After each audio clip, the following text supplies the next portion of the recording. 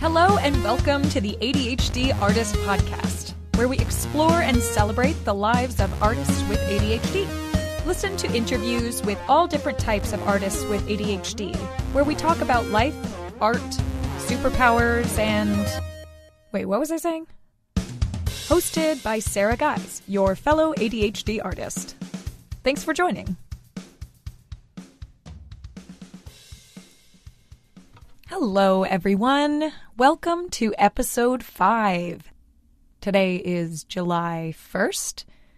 I hope that you're all doing well and that you are excited for the month of July. It's probably going to be a different July than the Julys we've experienced before, but hey, we're all in this together, right? So let's all look out for each other. So for this episode, I got to interview Graham Sibley, who I met back when I was in Los Angeles working for a theater company called Ensemble Studio Theater LA. Both Graham and I were members of that company. I moved to Chicago, and so I'm not anymore, but I think he still is. But anyways, I saw him in lots of productions and kind of looked up to him. He was really amazing. I just thought he was a really truthful actor, and he was always really nice. I mean, everybody loved him, and we had a kind of mutual respect, and so that was that. And then we reconnected recently, and we were talking about ADHD. I didn't realize he was diagnosed, and we had a lot to talk about. And it was a really fun conversation. He's had such a great career, and I honestly think it's just the beginning for him. So let's read his bio. Graham Sibley is an Emmy-nominated actor, writer, and painter, born to a ballerina and an architect. He has premiered multiple films at the Sundance Film Festival as a writer and actor, most recently Blush, directed by Deborah Eisenstadt. He has also worked with Oscar-winning directors Clint Eastwood and Bill Gutentag, and guest starred on many television series, including Showtime's On Being a God in Central Florida and USA's Dirty John, Betty. Sibley is a co-founder at I Am a Theater Company, for which he sits on the board of directors. His artwork has been shown in galleries in Los Angeles, including a solo show at the Soho House in West Hollywood. He lives in Los Angeles with his wife, screenwriter Marilyn Fu, and their twin boys, Lion and KP. And I also want to say, tomorrow is their first birthday. They're going to turn 1. So definitely wish them a happy birthday. Also wanted to mention that I've heard from a couple people that I sound so great in this part, and then the interviews are kind of like it's in a tunnel. And that's just kind of what you get for using Zoom to record. Hopefully it's not too miserable for you to listen to. And the content is why you're listening to this, I assume, not for necessarily the quality. So I hope you'll forgive that part.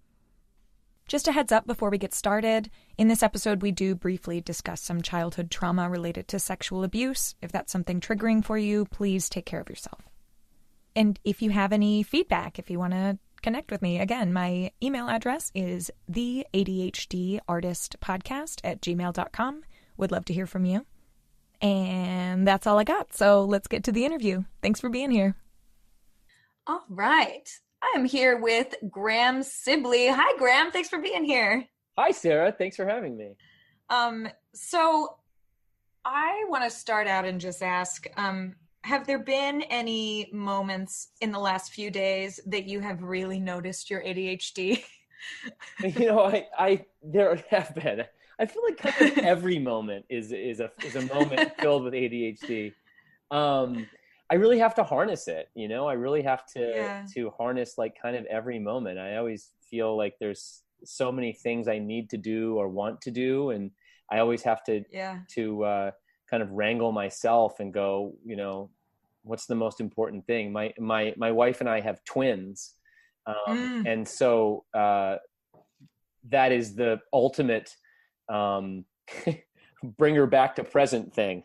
Like all of a sudden, boom, that's the most important thing, like kind of all the time. So when right now they're napping. So when they're not napping, it's, they're always bringing us back to the present. And so that's always I always feel like there's a million different things I want to be doing, but that's the one that has to happen, make sure they're okay. Yeah. Sometimes you just need something to take your full attention so that you know what to focus on. Totally. Nothing like twins to, get your attention. The other day I put one of my sons on the kitchen counter just to sit on the kitchen counter, and he went from grabbing the spoon, and I was like, no, don't grab that right now. And then the pen, no, don't grab that right now. The book, no, don't grab that. The screwdriver, no, okay, I gotta get him out. And how old are they? They're almost a year. They'll be a year. Oh my gosh! On July 2nd. That is so. Oh, I bet that's amazing. It's amazing. I mean, being a dad is it's just like, I didn't know that the well of love that is inside of me could be so ever deepening. Like every day, there's always something. I can always go deeper. It's crazy. Oh, that's so great. So when were you officially diagnosed with ADHD?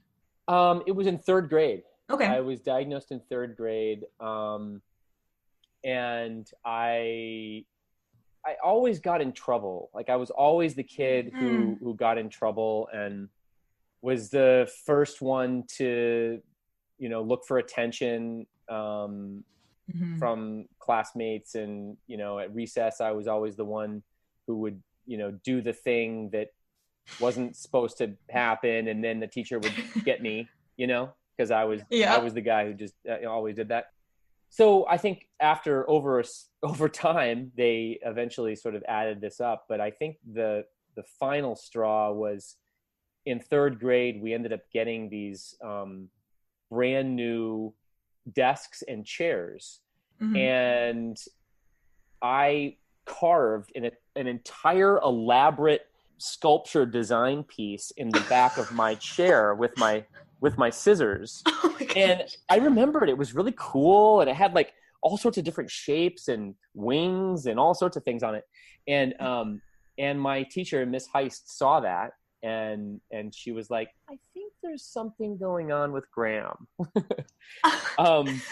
So then you're like, you're welcome for this amazing art piece. That'll be $100, please. I don't know what they did with the chair, but I mean, it was really messed up. So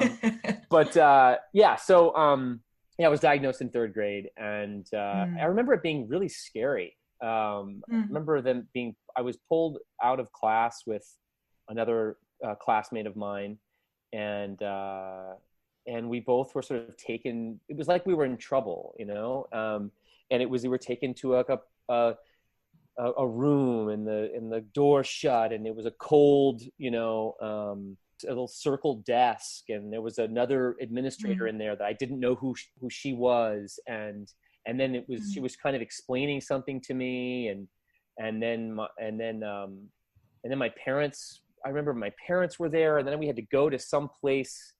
It just all of it was very scary, it was all very like something's wrong with me, and I just remember being very overwhelmed with that, and that I didn't want to be different from my other classmates, and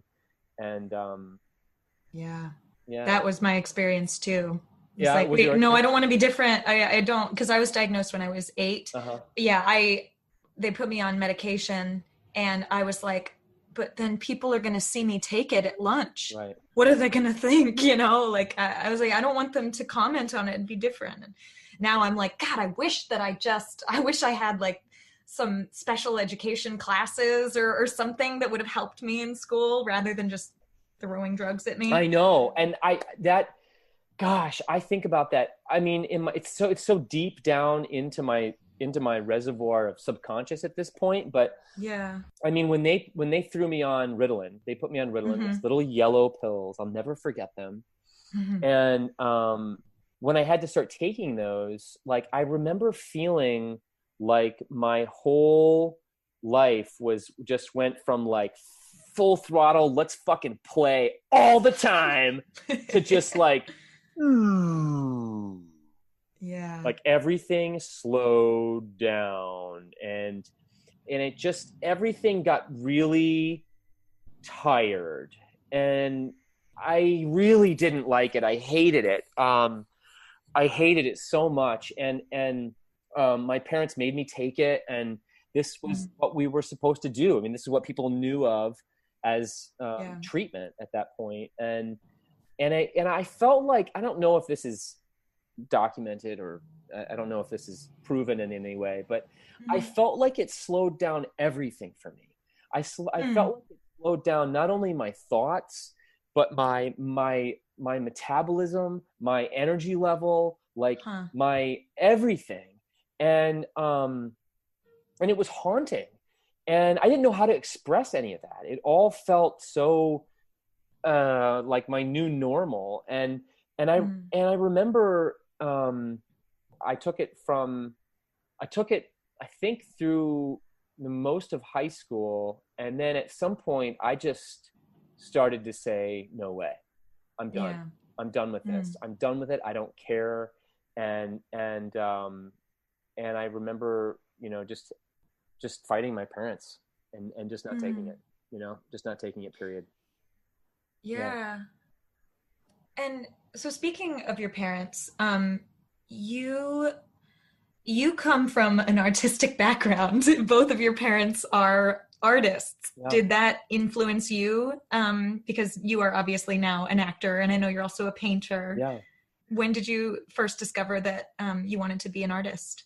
I think that I had been encouraged from a young age to go into the arts and to explore expression. My mom was a dancer, and my dad was an architect and is an architect. They both are alive.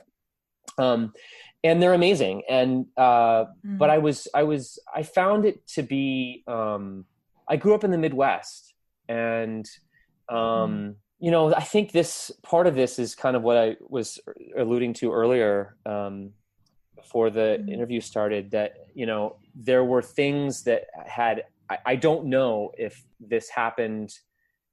So I was messed around with when I was a little kid, and I wonder if the trauma of that happening somehow either stunted or changed the chemistry in my brain or something that made it hard for me to stay engaged with things, but not knowing how to process that.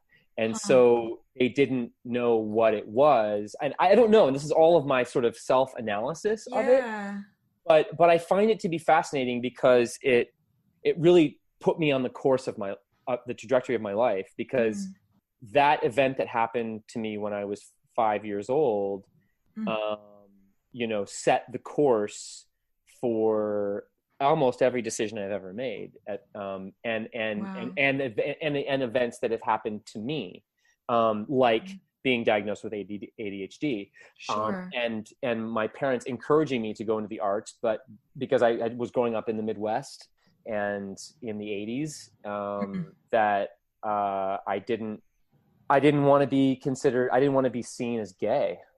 And so I really rebelled against my parents' artist encouragement, being an artist, and in their encouragement, because I did not want to be seen like that, and in any way, shape, or form. They had no idea. I didn't tell them until I was 30. But but I didn't know what was going on. Yeah. I just knew that I was getting in trouble. I just knew that now I was diagnosed with this thing that meant that I couldn't pay attention, and I sucked at school, and that was really those were at the forefront of that was running all the time. Yeah. That was the main thing that was running. Right. I mean, when something happens to you that young, of course it sets the course for your life. That it's one of your first big experiences and memories, and that's horrible. It is really literally that like happened to you. Some of my first memories, but I think that I wonder if that trauma caused or had an impact on being diagnosed with ADHD. Do you know what I mean? Like, because I was not being able to pay attention. I was not being able to express any of this. I didn't know what was going on. Yeah. And so I just wonder now in the future, I wonder if there are if there's a way of diagnosing ADHD in a more thorough kind of way, because I don't even know if I am ADHD. I think now at this point, I'm probably a poster boy for it, but at the same time, I don't actually know. Do you know what I mean? I don't. Wow. Yeah. Those are really interesting questions. There's questions too about like whether maybe that incident didn't cause the ADHD, but it exacerbated it and made it like manifest in different ways. For you, because trauma can cause some of the same symptoms. But do you feel like in your adult life that you experience ADHD symptoms, All the impulsivity, time. hyperactivity, and inattentive? It's almost manic. I mean, I feel like it's almost manic. I mean, it's I had to audition for a manic character before all of this happened, like in the fall of last year, and back in that lifetime. Oh God, it was one of these roles where I just put everything into it, and I totally understood it, and I totally understood the manic kind of energy, and I think that there is a real excitement about everything. There's an excitement about existing and studying, and then on the other side of it, there is an absolute apathy towards anything that doesn't engage you, and that it's like, if I'm not clicked in, man, I am clicked out, and that's just how I work, Yeah. So I'm curious how artistic expression has affected you through the years. Has it helped with your mental health, and is it did you choose this and choose to stay in it because it was helpful to you and kept you engaged? Absolutely. Yeah, absolutely. I mean, I think one of the things that I love about being an actor and an artist is that there's really what I loved at the beginning of my journey was that there was no wrong answer. There was always a way. Truth was someone's truth. It was something. It wasn't like mathematics or something. It wasn't like geometry where there was like a clear yes, right and wrong. And I think that I really flourished in that environment because I felt safe. And in feeling safe, that really helped me engage in things and lean towards things that I really liked to do. And I found my attention span really thorough, and I think in terms of being an artist, I love being able to work on multiple things at the same time. That really helps me. And and sometimes I've learned over the years that I can't actually do everything. And I think if the Ritalin experience or just learning how to manage my own ADHD has taught me anything, it's really that I know I have to do one thing, really have to put all of my energy into one thing, or I'll never finish anything. Never. Right. And though I love that sort of this and that and this and that, and I'll do this for 15 minutes and that one for 30 and this one for I love that, but I thrive in that, but I can't I won't get anything done. Right. Also, the other thing I wanted to say is that I've been playing with watercolor, and watercolor is. I've been painting with watercolor for years now, and watercolor is a perfect medium for ADHD.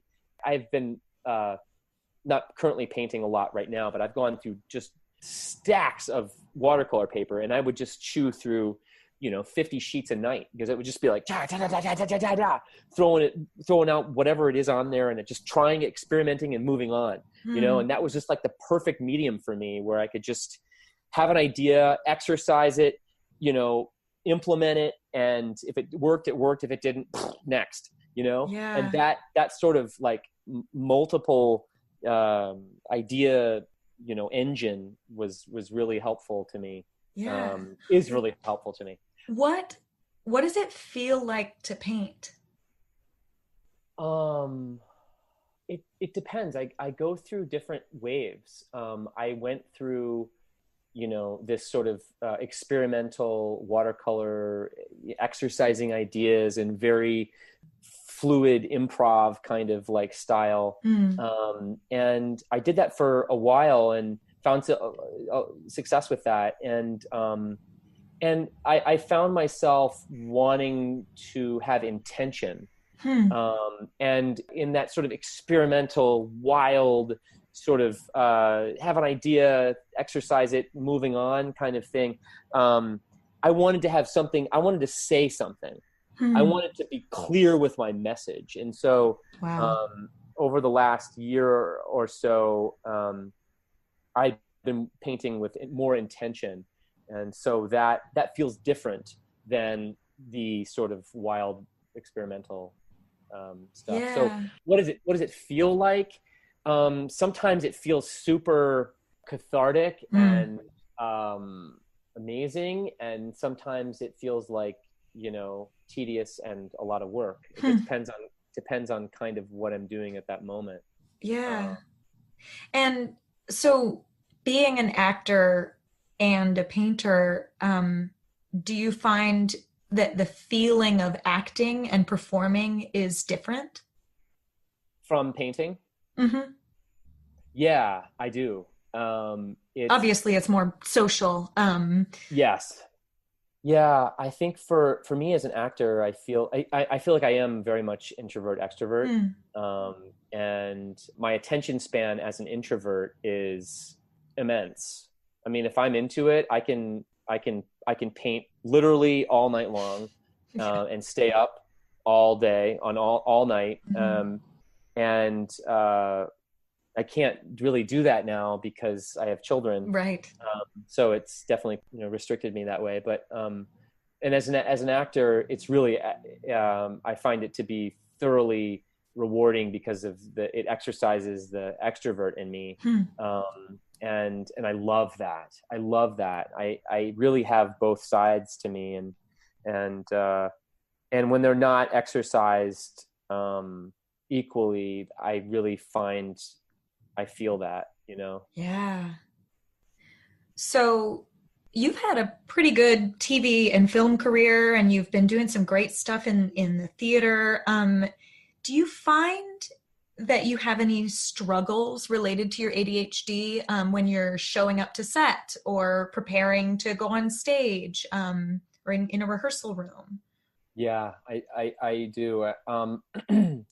Yeah, when I go to set, I have sort of a routine that, I mean, depending on how much time I have with the material, I go through a pretty intense sort of doing all my work, doing all my stuff. I mean, I go through and read as much as I can about everything. Reading is very difficult, actually. I should say that, in all honesty. Reading, it takes a lot of time for me. So I either choose to listen to them on books on tape. The scripts, you mean? No, like books that I'm like currently right now. I'm researching Abraham Lincoln. I'm doing a film later in the summer, so I'm thoroughly in that, and it's about the Lincoln Douglas debates, and friends of mine are making a documentary about it, and they've hired me to play Abraham Lincoln in these sort of interstitials all the way through, and we're going to tell the story of what's going on with him, and I need to know like what he was doing and how he was doing it and what he was feeling. Immerse yourself in his world. And I'm so to do that, you need to know what he's thinking and what he's feeling and all that. So and a lot of that's not documented, but you have to kind of like invent it. And so I really just go through this process of trying to research everything I can possibly get my hands on, and then being able to put it into my body and then being able to, try to find a voice and try to like play with it. So depending on how much time I have, like I'll have like 5 weeks with this before we shoot. But sometimes you don't have that. And, so I'm always kind of like doing that work, up until I have to throw it away and just go to set. But once I get on set, I never bring my phone on set, period. It's distracting. That is too distracting. Yeah. And, it depends on what the role is, but, I have also, I find it to be really distracting, engaging with crew members. So sometimes, depending on the role and depending on what scene we're shooting that day and those types of things, I will make sure that I'm in a safe place, so I'm not considered a psychopath. But hopefully I will have, I'm aware of other people on set, but I really try to stay to myself as much as I can in my own thoughts and in my own things. It's all dependent on where I am. But I think as I'm evolving as an actor, I'm finding that process.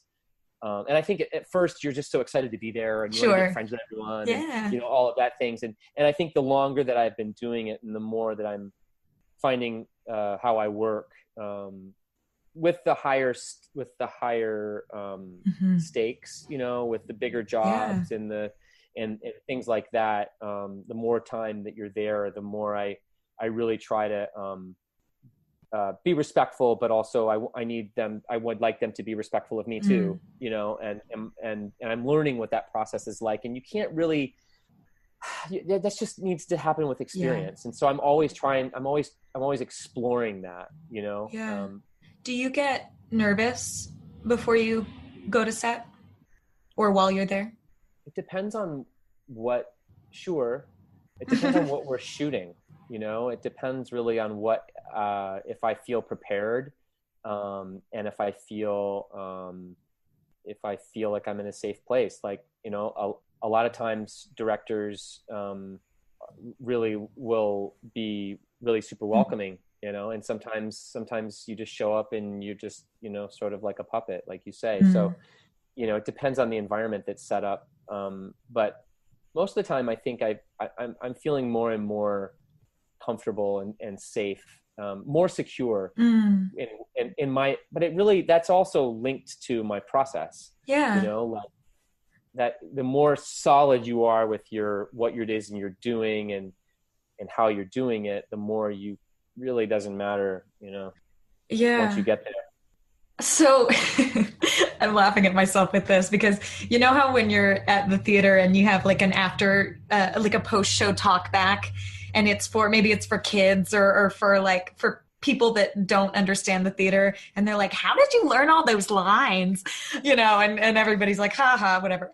But I actually want to know, like, do you learn lines easily? And if it's challenging for you, do you have any tricks that you use to keep it in your head, especially with those quick turnarounds with auditions and like with TV when you're like, okay, you'll be on set in 2 days, learn 6 pages. Yeah, it is. I'm finding it to be really helpful just to get it in my body, to be able to link the text to my body. And if I can do that, then I can memorize it both ways. And I find that to be really helpful. But in terms of like a lot of dialogue super fast, I mean, that's like superhuman, it's really hard. It's really hard. And so getting into my body is really helpful. And I also find, if I can do it if I can run the lines with my scene partner, usually, that stuff is, film and television, it's usually not a ton of stuff. But I do struggle with, like I think with anyone, I do struggle with material that's driven by you, and your thoughts are changing, but there's no break, there's no interaction with another character, and so you're constantly having to come up with the inspiration for the next thought.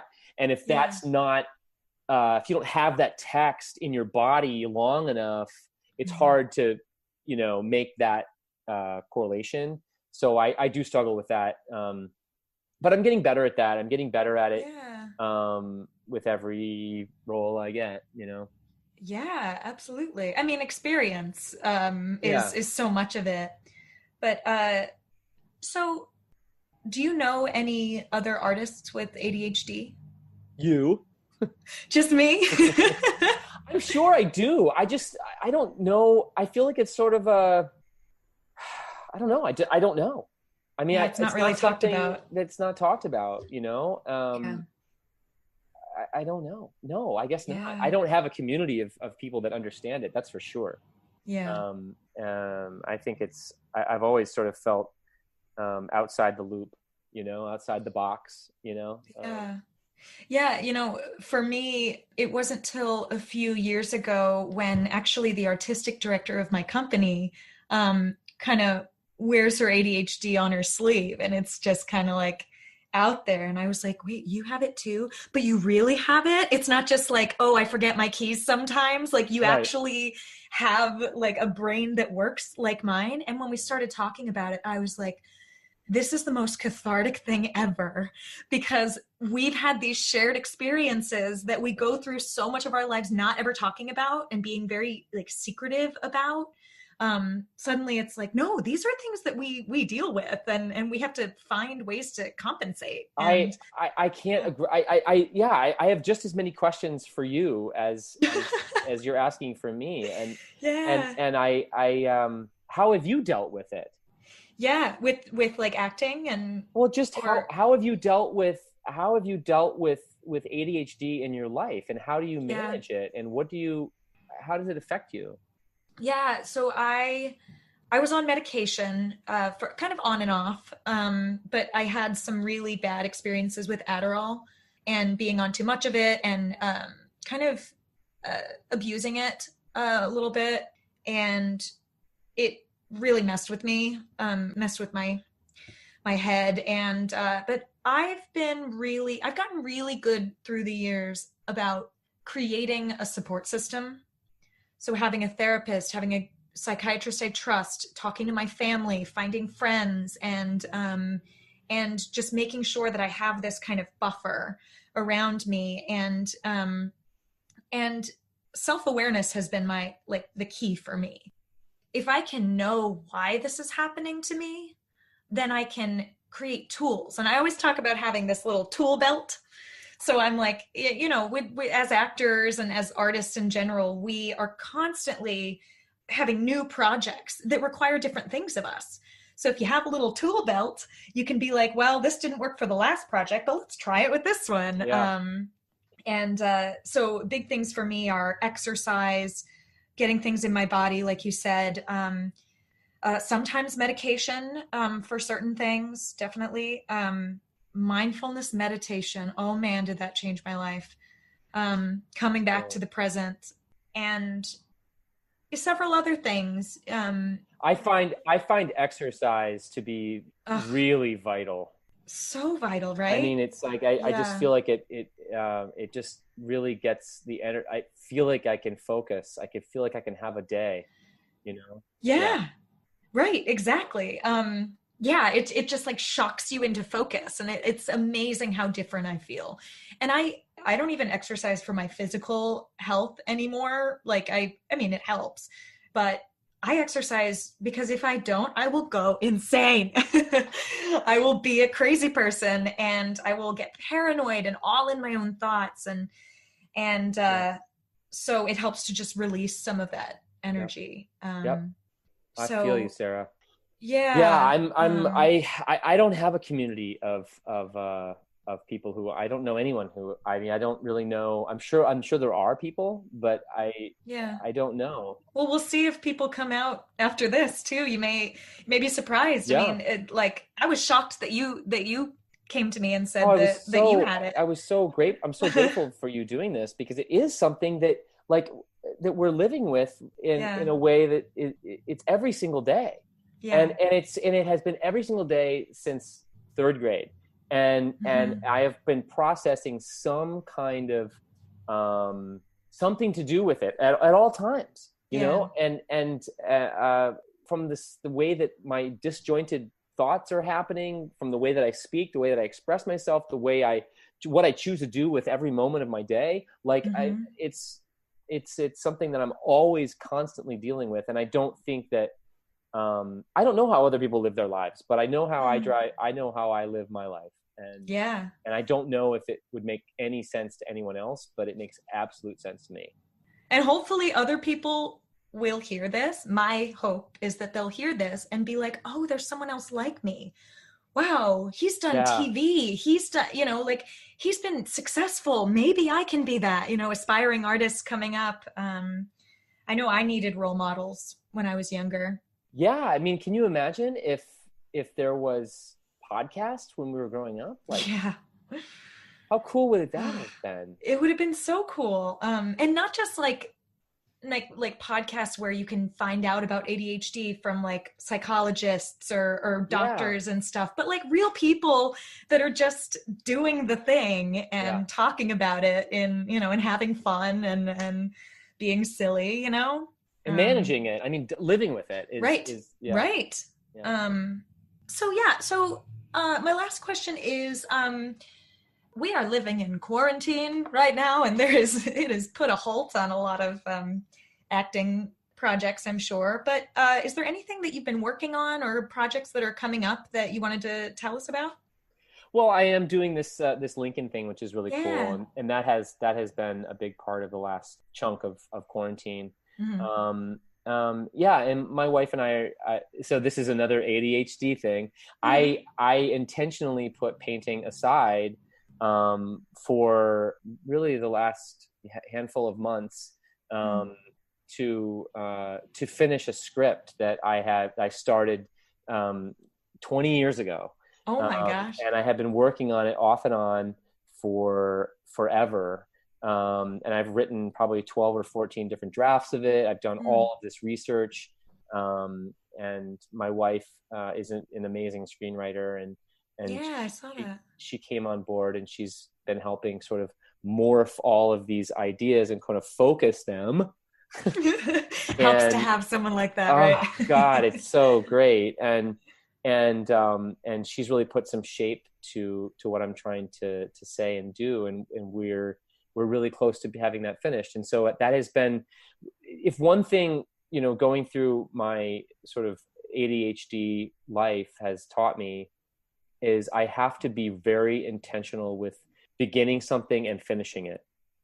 And if I don't, I really am, I don't know if it was my experience with Ritalin or just the way I was taught to manage my ADHD, but that was drilled in me, and almost to a psychotic kind of way. It's like I've been holding on to this script for 20 years, but I can't really do anything else. And